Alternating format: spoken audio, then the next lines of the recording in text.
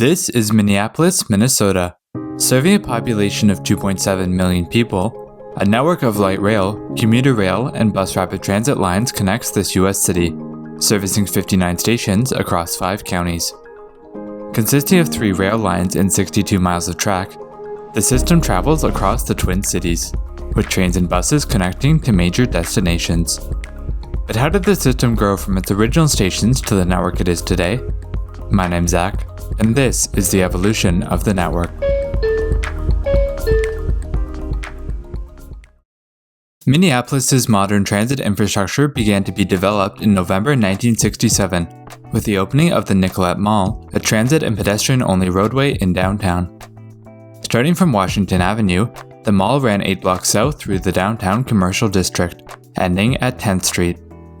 The mall was the first of its kind in the United States, with the street serving as a major transfer point for downtown buses.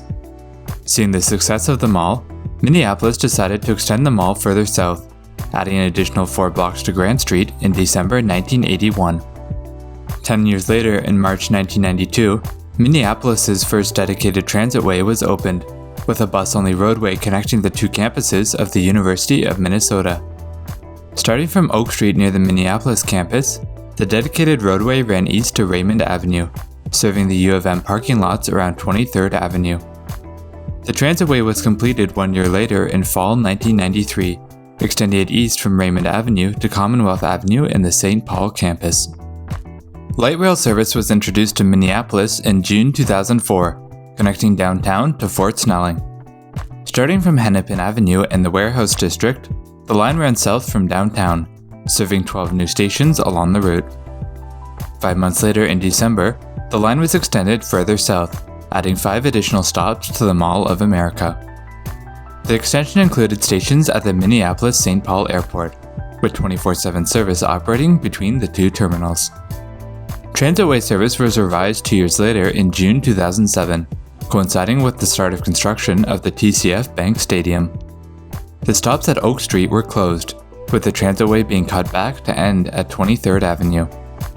Light rail service was extended north of downtown in November 2009, bringing trains to a new station at Target Field. At the same time, a new commuter rail line was launched, connecting with the light rail line at this newly built station.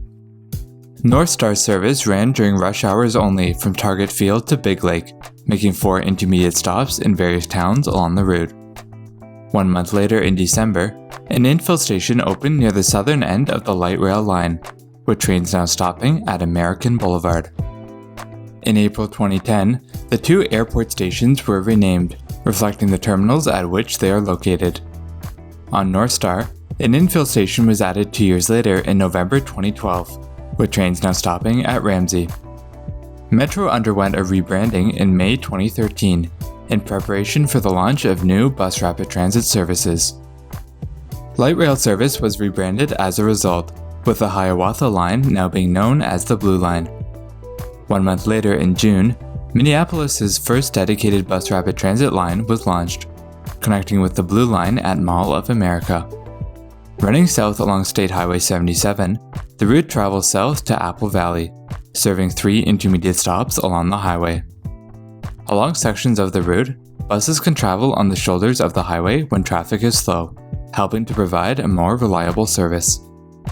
On the Blue Line, the station at Downtown East Metrodome was renamed 1 year later in April 2014, with Metrodome being removed from the name. 2 months later in June, the city's second light rail line was launched, connecting downtown Minneapolis with downtown St. Paul. The Green Line followed the Blue Line from Target Field to downtown East, before branching off to service 18 new stations to Union Depot in St. Paul.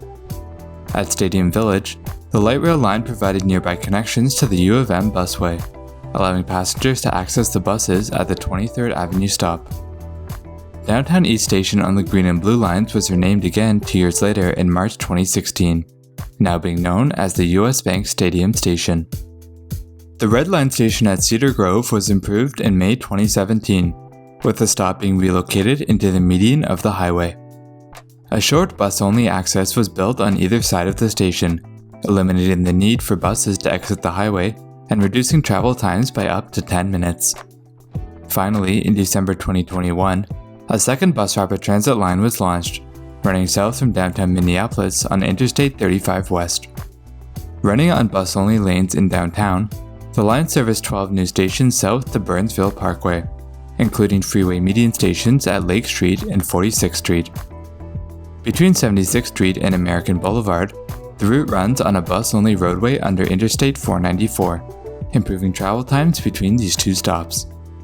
This brings us to the Minneapolis light rail and commuter rail map that we know today.